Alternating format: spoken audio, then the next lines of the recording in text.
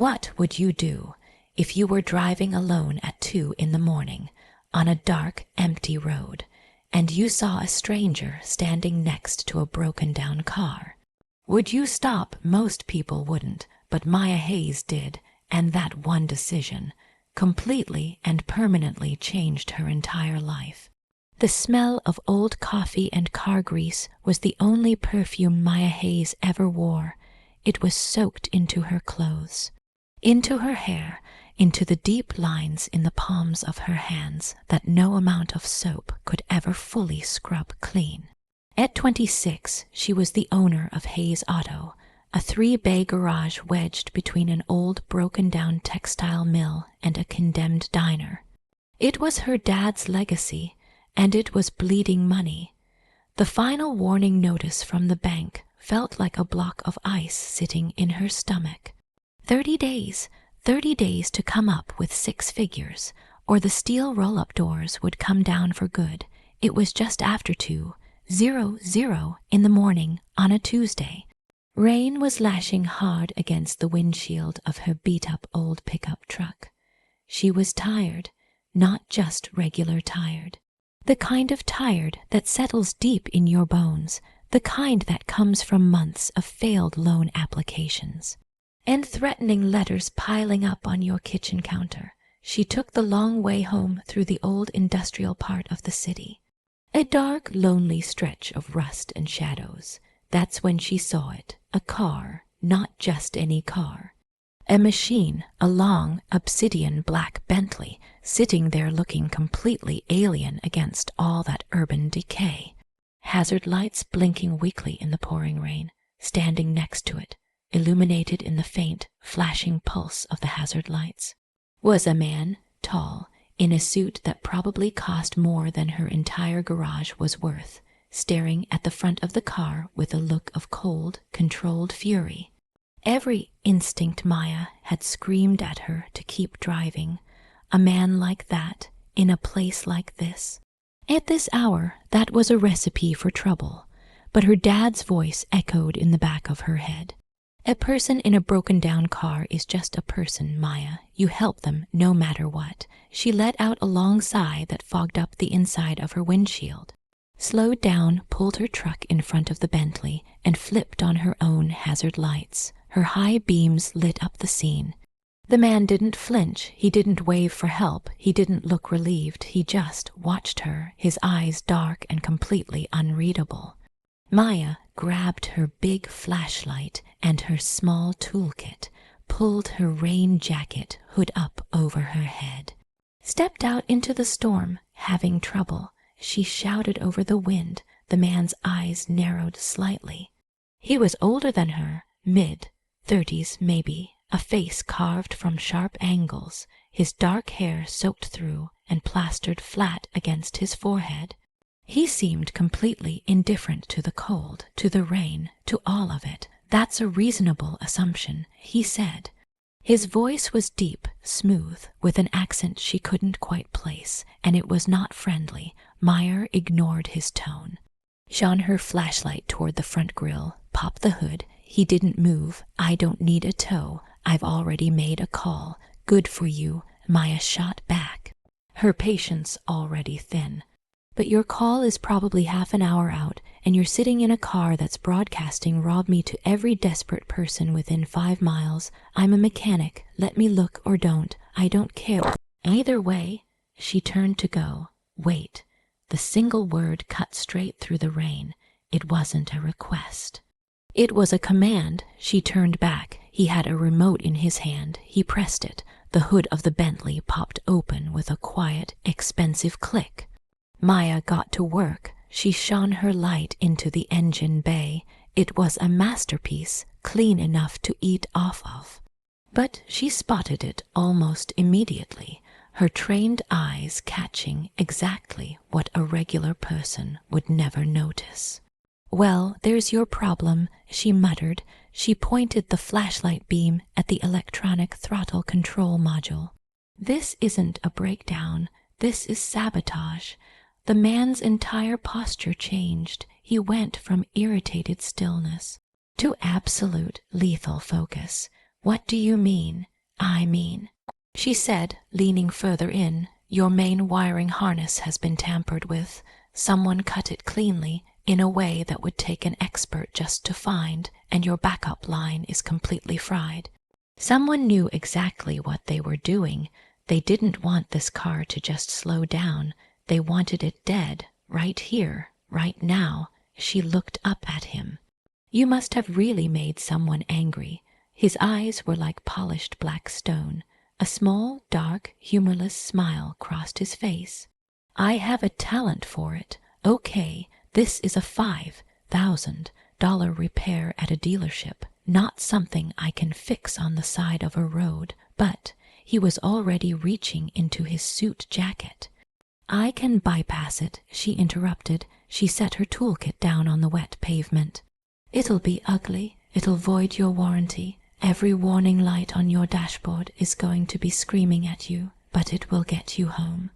For the next 20 minutes, she worked in total silence, a blur of precise, confident motion, her fingers splicing wires, bypassing the dead module, wrapping the connections in high-grade electrical tape from her kit.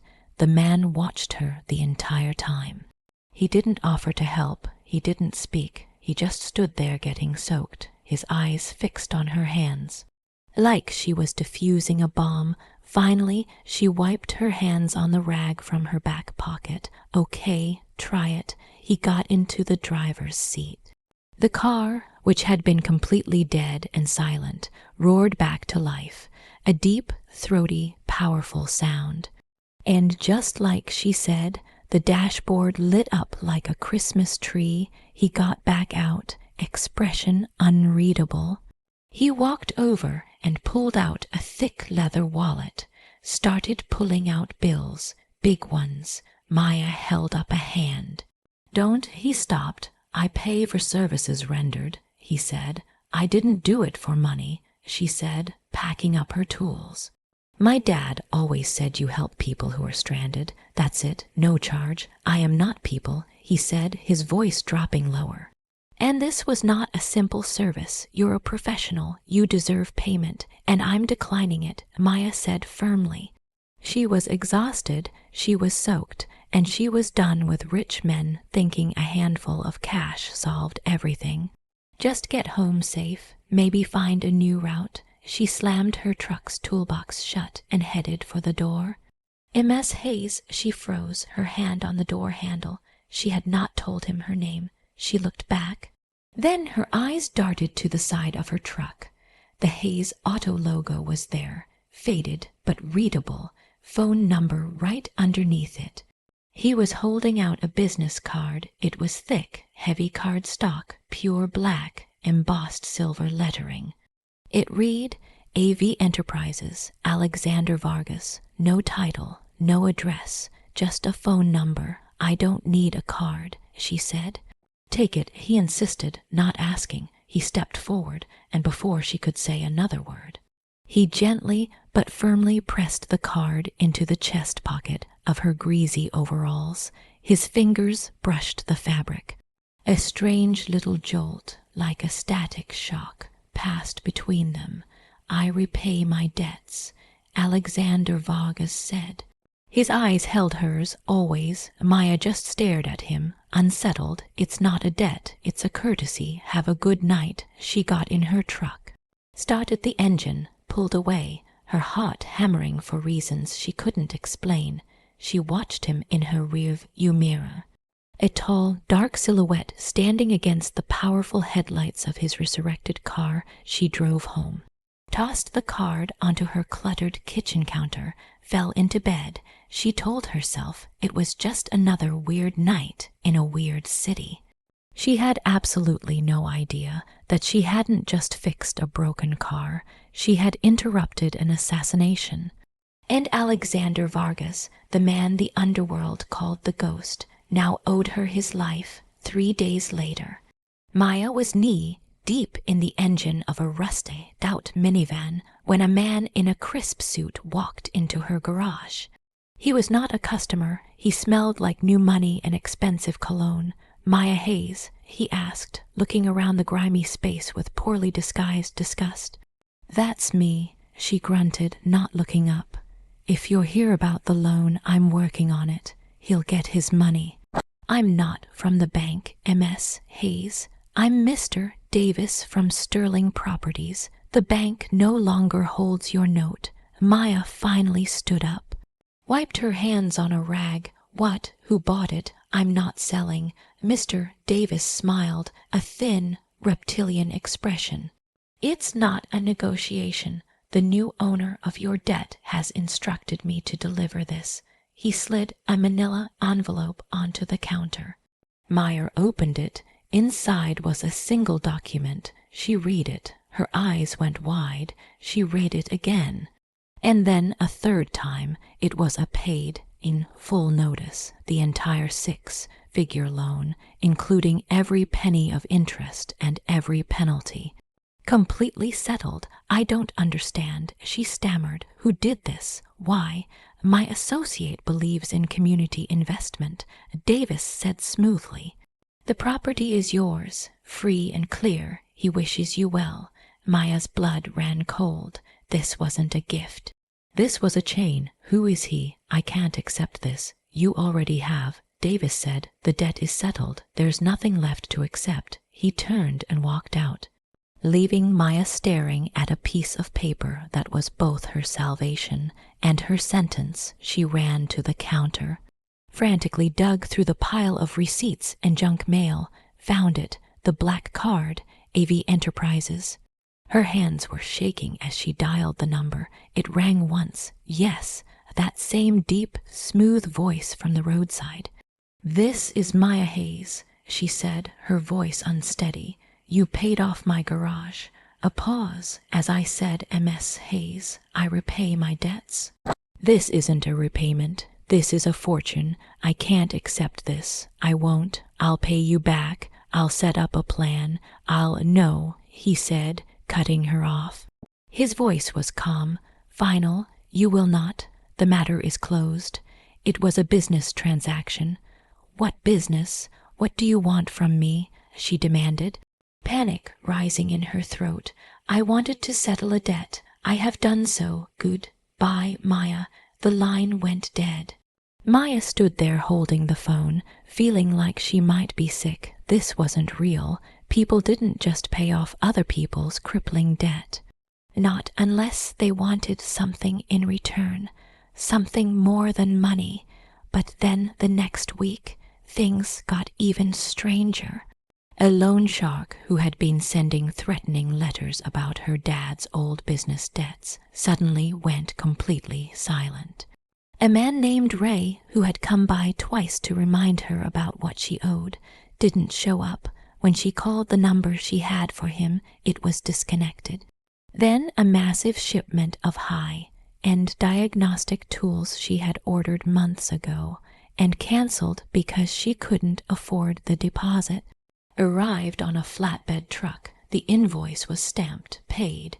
Maya was living in a state of terrified confusion. She was no longer drowning in debt, but she felt like she was in deeper water than ever. She went to work. She fixed cars, but she was constantly looking over her shoulder.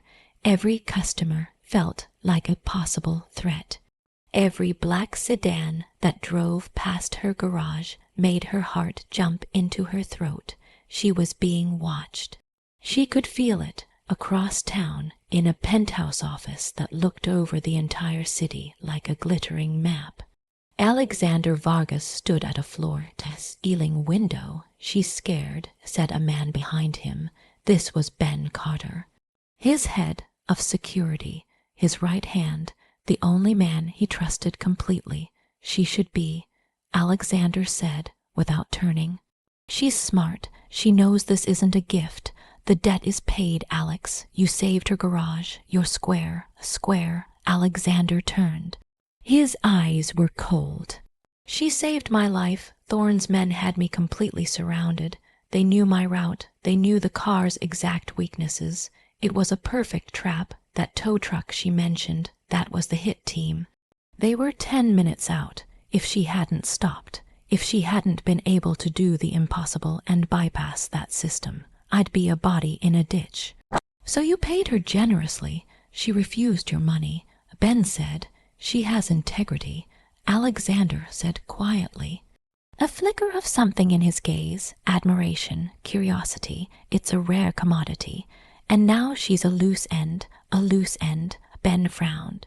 She's a mechanic. She doesn't know anything. She knows my face. Alexander corrected. She knows I was vulnerable, and Marcus Thorne knows his hit failed. He's going to wonder why. He's going to backtrack. He's going to find out who was on that road. Ben's expression hardened. You think he'll go after her? I know he will. He'll use her to get to me, or he'll silence her permanently. Either way, she's in my world now, whether she likes it or not. So what's the plan? Ben asked. We can't just leave her out there. No, Alexander said. We're not. She's a professional. She said so herself, so I'm going to hire her. She's too proud to accept a gift, but she can't refuse a job. Especially not a job that's the only thing keeping her alive. He picked up his phone. Get the car. We're going to Hayes Auto. Maya was welding a cracked exhaust bracket when a shadow fell over her. She flipped up her mask. Her whole body went tense. Alexander Vargas was standing 2 feet away, looking just as sharp and immaculate in a dark gray suit as he had in the rain. A different car this time, a matte black Audi, parked silently in her driveway. MS Hayes, he said. Mr. Vargas, she replied. She set the welding torch down carefully, her heart thumping hard. I told you I'm going to pay you back. We've already settled that, he said, dismissing her words with a single wave. I'm not here about the loan. I'm here with a job offer. Maya let out a short, harsh laugh. A job offer. Look around. I have a job. You have a dying business I resurrected, he said bluntly. I'm offering you a career. I have a fleet of vehicles, high-end, custom, sensitive. They require a mechanic with a very specific skill set, someone who can fix complex electrical problems quickly, someone who knows how to be discreet, someone who knows how to bypass a fried throttle module. Maya finished his sentence for him, her eyes narrowing. Precisely, he said. I'm not interested, she said flatly. I don't work for whatever it is you actually do. What I do, Alexander said, is run AV Enterprises. We have holdings in shipping, real estate, and private security. My vehicles are targeted by competitors. I need a mechanic I can trust, someone who isn't already on someone else's payroll, someone who owes me. The last 2 words hung in the air, heavy. Sharp, I thought you said the debt was paid, she whispered. The financial debt is, but you are now a person of interest to my competitors, the same people who destroyed my car. They know a civilian was there. They're looking for you. A cold, sharp dread washed over her. You're lying. You're just trying to scare me. Am I? He asked. He nodded to Ben Carter, who had been standing silently by the garage door. Ben tapped his phone. Maya's own phone buzzed. He had sent her a file, a short, grainy security camera video from a building across the street from her garage. Time-stamped from the day before, it showed 2 men in a dark sedan parked down the street, taking pictures. Of her customers, of her truck. She recognized one of them. It was Ray, the loan shark. Ray works for a man named Marcus Thorne, Alexander said, his voice flat and low. Thorne is my main competitor. He's the one who put the financial squeeze on your garage. He's the one who tried to have me killed, and now he knows you were on that road. Maya felt her knees buckle. She leaned back hard against the workbench. You have 2 choices, Alexander continued. You can stay here, pretend none of this is happening, and wait for Thorne to send men who aren't just taking pictures, or you can come work for me. I'll pay you 5 times what you make here. give you resources you've only read about in manuals, and in exchange for your services, I will give you my personal protection. Protection, she repeated, her voice hollow. Like a bodyguard, like an employer, he corrected. You will be my private mechanic, on call around the clock, working on my cars only. You will live in a secure apartment I provide. You will be an asset, she whispered. The word tasted like poison. A protected asset, he said. It's a better offer than Marcus Thorne will make. Maya looked around the garage. The worn tools, her dad's old toolbox, the smell of grease and motor oil, her entire life, and now a target. Do I actually have a choice? She asked. Not a survivable one, Alexander replied without a single hint of apology. If I do this, my garage, what happens to it? It's yours. I'll have a team manage it for you. You'll receive the profits, or you can sell it. It doesn't matter to me. She looked down at her hands, covered in grease and small nicks and calluses. Her dad's hands. He had built this place to be free. And now she was using it to bargain for her life. Fine, she said, her voice shaking with equal parts rage and fear. Fine, I'll work for you. Good. Alexander nodded, like the outcome had never once been in doubt. Pack a bag, just the essentials. Ben will escort you now. I can't just leave. You can, and you will. He turned to go. Welcome to AV Enterprises, MS Hayes. An hour later, Maya was sitting in the back of the Audi, a single duffel bag at her feet. Ben Carter drove in complete silence. The city slid past the tinted windows. They drove downtown to the tallest, newest skyscraper in the city, a tower of black glass and steel with the AV logo glowing at its peak. They didn't go to the lobby. Ben drove them into a private underground parking structure. The elevator required his fingerprint and a code.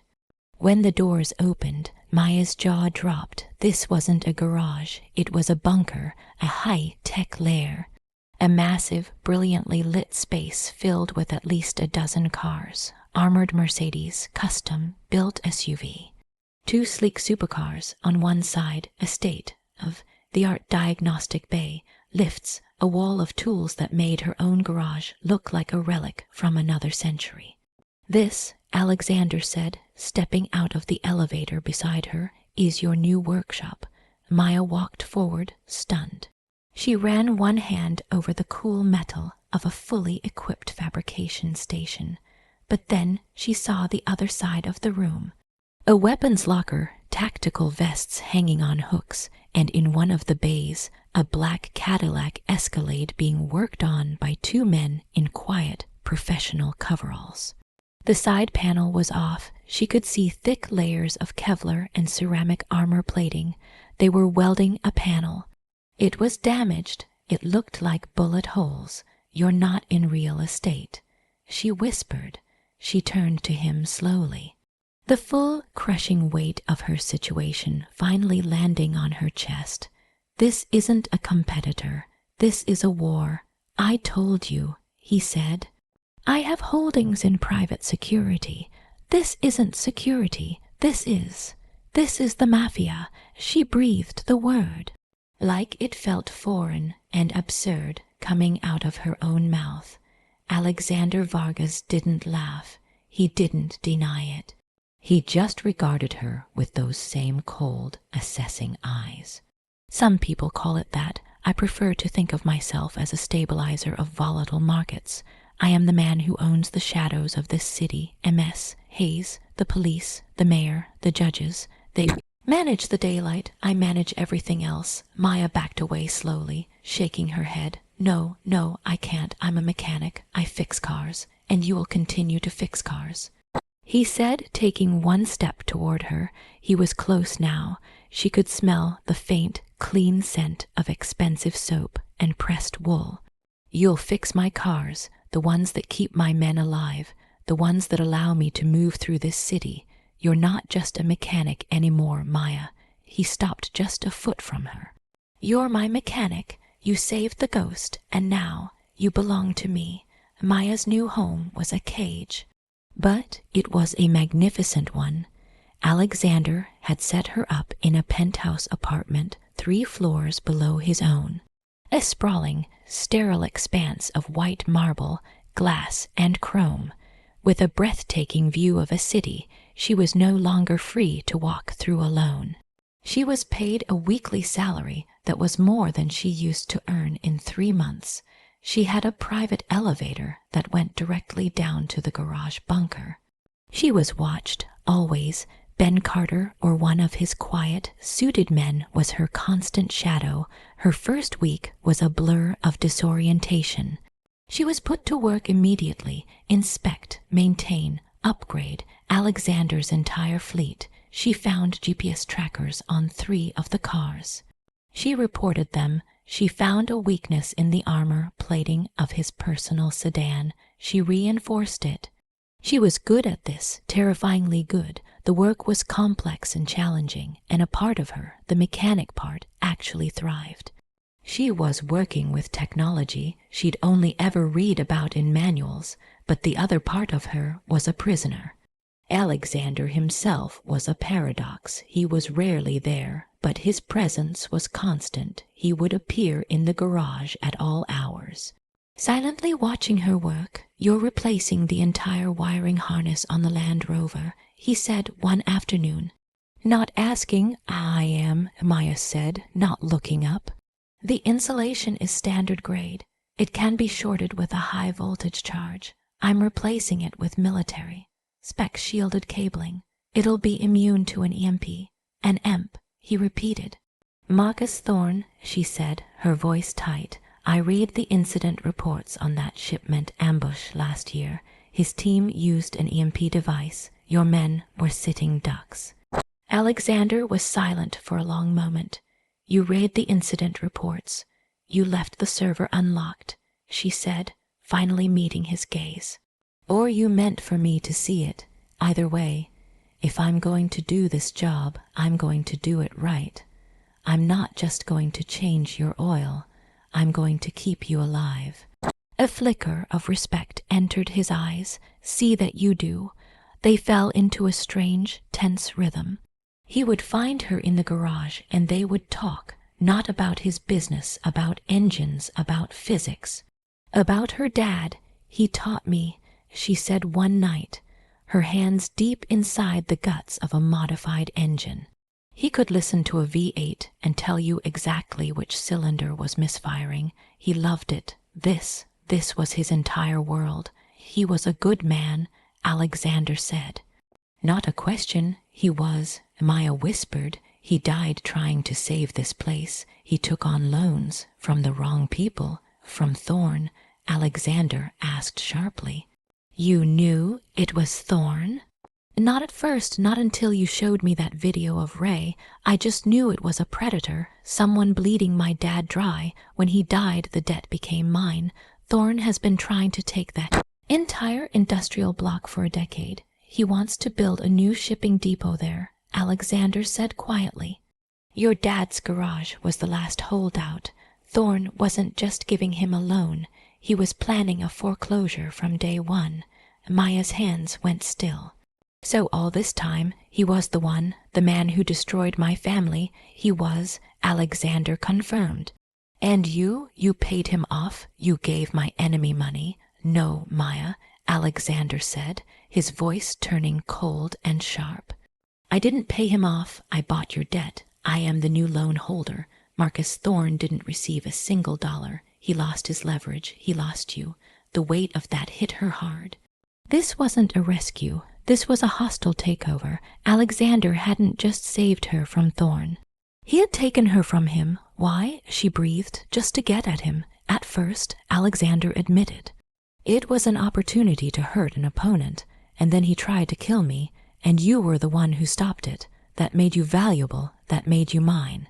Before she could process any of that, an alarm flashed on Ben Carter's tablet. "Boss," Ben said, appearing at the garage entrance. "Thorne is here." Maya's blood froze. "Here, in the building, at the gala," Alexander said, his face hardening into a blank, unreadable mask. He looked briefly annoyed. The mayor's charity ball. I'd forgotten. He looked at Maya, a long, calculating look.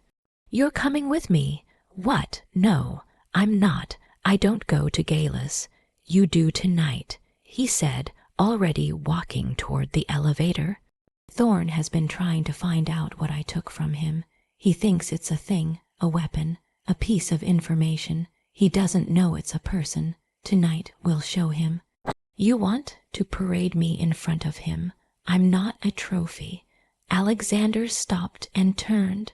No, you're not. You're a shield. You're the only person in that entire ballroom who isn't allied with me or against me. You're the only person I can stand next to, and no for certain isn't. Trying to stab me in the back, he paused. His voice softened just a fraction. Go upstairs. There is a closet in your apartment. Pick something. An hour later, Maya was unrecognizable. The walk-in closet in her apartment was filled with clothes in her exact size. She chose the simplest, most severe option. A column of dark emerald silk, bare shoulders, sleek and clean. Her hair was pulled back in a low bun. A few loose strands escaping. The grease was gone from under her nails, but her hands were still calloused. Still rough, still hers. When she met Alexander at the private elevator, his eyes did a slow, deliberate sweep of her. Top to bottom, emerald, he said, a good choice. The gala was a sea of glittering, smiling people. Politicians, judges, business moguls, all shaking hands and laughing too loudly. Maya recognized the mayor and the chief of police, both of whom greeted Alexander with a kind of deference that bordered on fear. They all know who you are, she whispered, holding onto his arm. They all know who pays for their campaigns, he replied quietly. He handed her a glass of champagne. Drink, and try to look like you're not facing a firing squad. And then she saw him. Marcus Thorn. He was the opposite of Alexander in every possible way, where Alexander was cold, dark, and precise. Thorn was flashy, a tuxedo with a velvet jacket, hair slicked back, a massive diamond ring glittering on his pinky. Laughing loudly, surrounded by people, then his eyes found them. He locked onto Alexander first. Then his gaze shifted to Maya. His smile vanished, recognition flickered. He knew. He detached himself from his group and walked toward them. Vargas, Thorn said, his voice slick and oily, I didn't think this was your kind of scene. Then he turned his full attention to Maya. A slow, predatory look. And you, the little mechanic. My, you clean up well. Maya's hand tightened hard on Alexander's arm, her knuckles going white. Thorn, Alexander said, his voice a polite, icy blade. I'm surprised to see you out. I heard you'd had some car trouble recently. Thorn's eyes flashed. Things break, I replace them, though I am curious. You seem to have acquired some of my property. His gaze slid over Maya again. I was under the impression that garage was about to be mine. Your impression was mistaken, Alexander said. I found the business and its owner to have potential. I invested, Thorn sneered. Is that what we're calling it? She's a long way from changing tires. Be careful, Vargas. Taking in strays is a good way to get fleas, and poaching in another man's territory. Alexander replied, his voice dangerously soft, is a good way to get put down. The air crackled. The party noise seemed to fade entirely. It was just the three of them. Thorn looked at Maya. He may dress you up, sweetheart, but you're just a tool, and tools get broken. Before Maya could even flinch, Alexander moved, so fast she almost missed it. He didn't hit Thorn. He simply reached out and adjusted the lapel of Thorn's tuxedo, one hand resting on the man's chest. A gesture that looked like a casual touch from 5 feet away, but Thorn froze, his smile cracked completely. This tool, Alexander whispered, just loud enough for the three of them, is the only reason I'm here to have this conversation with you. She is under my protection. If you send a single man to look at her, garage again, I will burn your entire shipping empire to the waterline. Am I clear? Thorne's face, usually so red and flushed, went pale. He slowly, carefully pulled back from Alexander's grip. Crystal, he hissed. He gave Maya one last poisonous look, then turned and stalked away into the crowd. Maya was shaking. Alexander guided her toward a quiet balcony. "Are you all right?" he asked. "You just threatened him in a room full of people," she whispered. "No one saw a thing," Alexander said. "They saw two businessmen having a quiet word." He leaned on the railing, looking out at the city lights spread far below. "He recognized me," she whispered. "He called me a tool." "He's wrong," Alexander said.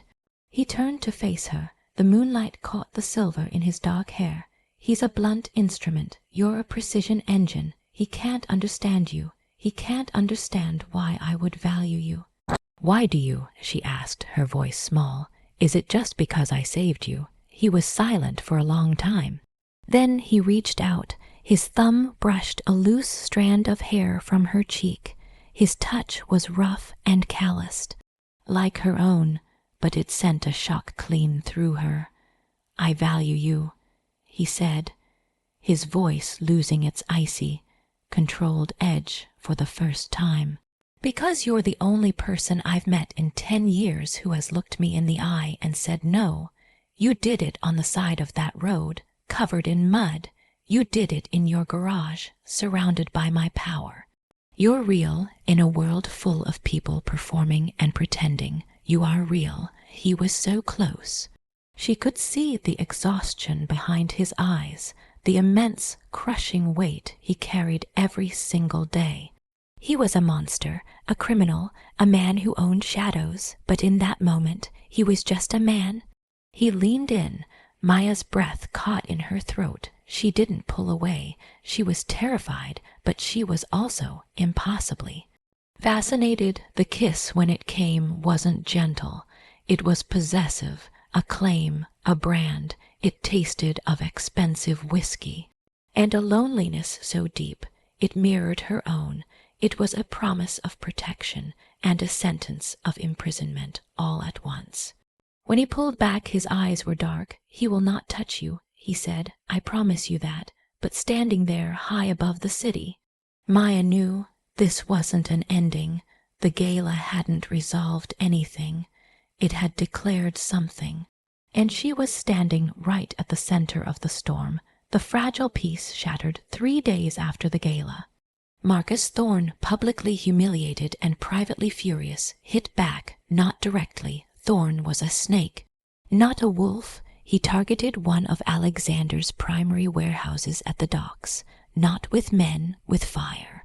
A suspicious electrical fault, the fire marshal called it, but when Alexander's men went through the wreckage, they found chemical accelerants, the kind that burns so hot it warps steel. The shipment inside, millions in untraceable electronics, was completely gone. Alexander became the ghost again. He disappeared from the penthouse, spending his days and nights in a tactical command center deep in the building's sub-levels. Planning his next move, Maya was left behind in the gilded cage of her apartment or in her pristine garage bunker. With only Ben Carter and his team for company, the silence from Alexander was deafening. She was an asset to be protected, like a prized car kept safely in storage while the storm raged outside. The isolation chewed at her. She was not built to be idle. She was not built to be a protected doll sitting behind glass. She was a mechanic. She solved problems, and she had a problem she needed to solve. She went to the garage, not to work on the cars.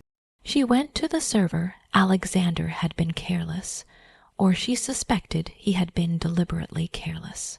He had left her a high-level access keycard for ordering parts. She found it also opened his files. She typed into the search bar, Hayes, Maya, a file appeared, a complete surveillance dossier. Her photo, her social security number, her dad's death certificate, the loan documents. She opened the file for her garage. She saw the original loan her dad had taken out. She saw the predatory interest rate. She saw the name of the shell corporation that had issued it. Thorn Maritime Investments. Alexander had been telling the truth. Thorn was the puppet master from the very beginning. He was the one who sent Ray. He was the one planning to take her garage all along. Then she saw another file. One she hadn't noticed before. Incident Report 10-14-25. Vargas personal, her breath caught. That was the night on the road. She opened it. It was a full breakdown of the event, written by Ben Carter. Subject Vargas departed safe house at 01:30. Route was standard. Vehicle, Bentley Mulsanne, armored. Incident, vehicle disabled at 01:55. Industrial sector, quadrant 4. Cause, deliberate, expert sabotage of primary and secondary electronic throttle control. Assassination protocol, hostile team, shooter call sign. Wrecker was en route Ida 02:10. Maya's blood ran cold. Wrecker, she remembered Alexander's words. That tow truck, that was the hit team. She kept reading. Civilian Hayes Maya, proprietor Hayes Auto, arrived on scene 01:58. Motive, apparent Samaritan. Hayes identified sabotage.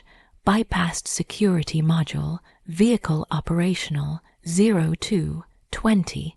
Hayes departed scene 02:22.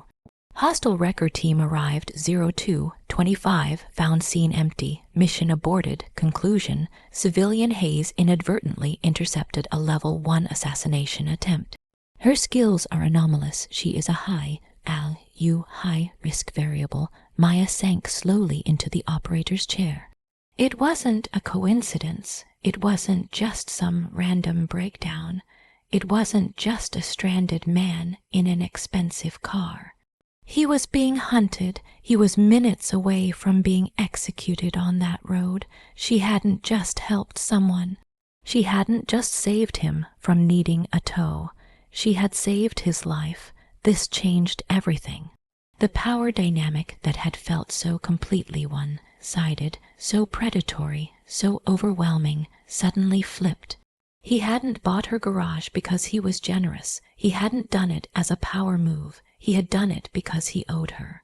He, Alexander Vargas, the ghost, the most powerful man in the city, was in her debt, a life for a life. The money, the apartment, the protection, it wasn't a cage.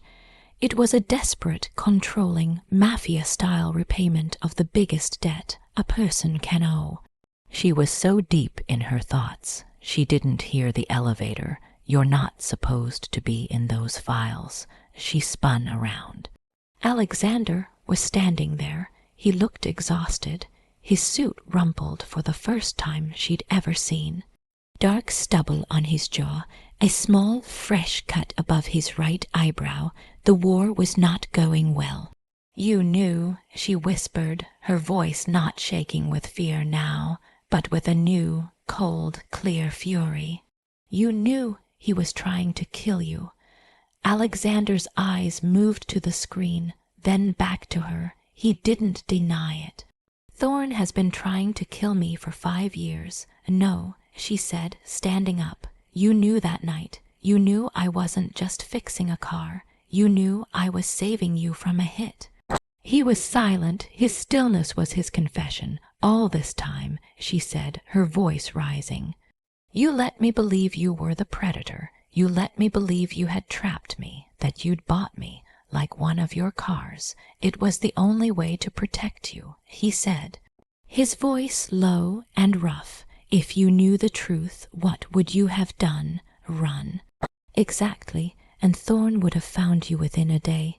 He would have tortured you for information about me, what I looked like, what I said, how I behaved when I was vulnerable. So you made me your prisoner instead. I made you my asset, he said, slamming his hand flat on the steel workbench. The sound hit like a gunshot in the concrete bunker. I made you untouchable. I put you in a fortress. I gave you a salary. I painted a target on my own back at that gala to pull the fire away from you.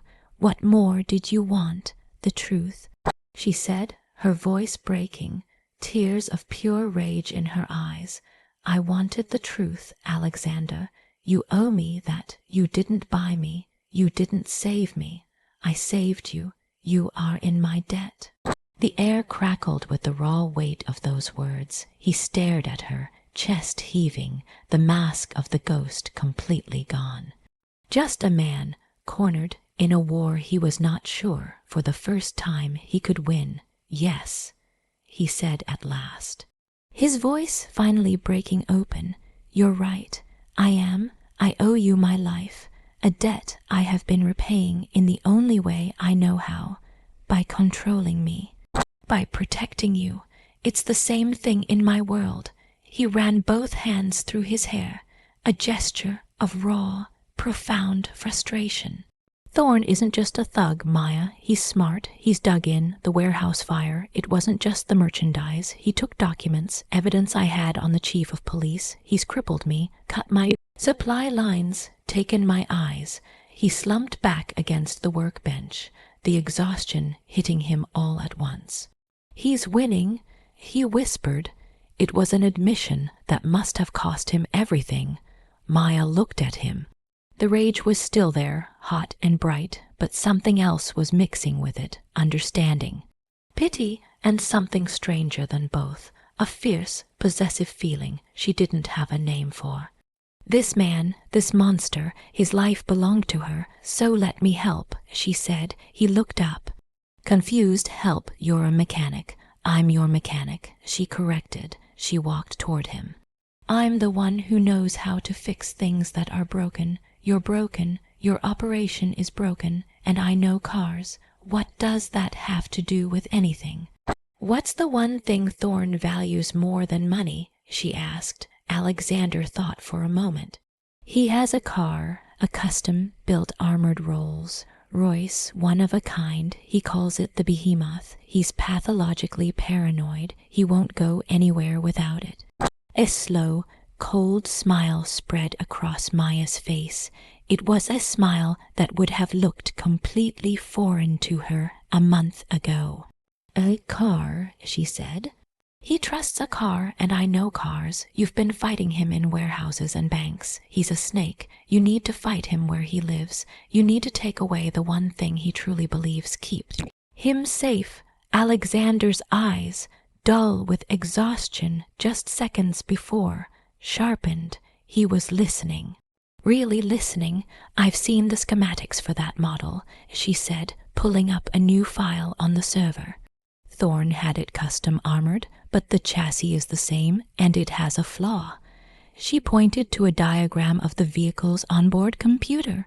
It's over-engineered, she said, her voice full of the old, confident mechanic certainty. He thinks it's a fortress, but it's not. It's a cage and eye.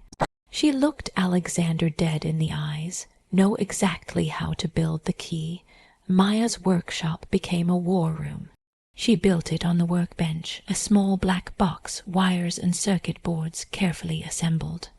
Methodically tested. Thorn's Behemoth isn't a fortress, she said, explaining every component as she built it. It's a network, and I can break it. Alexander watched, astonished, as she laid out the plan piece by piece. He has a meeting at the Argent Hotel. He'll use the First Street Bridge. That's where it happens. A kill box, Alexander said, his tactical mind catching up to hers quickly. I have to be close, Maya said firmly, in the bridge's steel trusses, not in a car. I need a direct line of sight with this. She held up the device that night. The bridge was a steel trap. as Thorne's convoy came speeding across. Alexander's teams in 2 heavy trucks executed a perfect pincer movement, ramming the escort vehicles, trapping the behemoth completely from her position in the cold iron framework high above the bridge. Meyer aimed her antenna and pressed the button below her. The rolls, Royce choked, its lights died. The engine went completely silent. She hadn't just shut it off, she had sealed it shut from the inside. While Alexander's men quietly handled the guards around the car, Alexander himself walked calmly to the dead rolls. Royce had the door blown clean off its hinges. A terrified Marcus Thorne was pulled out. "What did you do to my car?" he shrieked. Alexander looked up into the dark steel framework above the bridge, where he knew she was watching. "She did," he said. "Back in the penthouse. The war was over. You're free, Maya," Alexander said, his voice heavy with something she couldn't fully name. "Thorne is gone. You can have your old life back." Maya looked at the man she had saved. The monster she had outmaneuvered. "I don't want it," she said. She stepped toward him. "That girl is gone. I saved your life, Alexander. That makes it mine." He pulled her in close, his eyes blazing. "This world will break you," he said. "It already tried," she whispered, and she kissed him. Not the kiss of a captive, not the kiss of a prisoner, the kiss of a queen who had just taken her throne. Maya Hayes thought she was fixing a car on a dark, rainy road. She had no idea she was seizing an empire. She proved that knowledge is power, that integrity is a weapon, that the most dangerous person in the room isn't always the one with the gun. Sometimes it's the one who knows exactly how to break the machine. Alexander Vargas may rule the shadows of the city, but he answers to the one woman who looked at the monster and wasn't afraid of what she saw.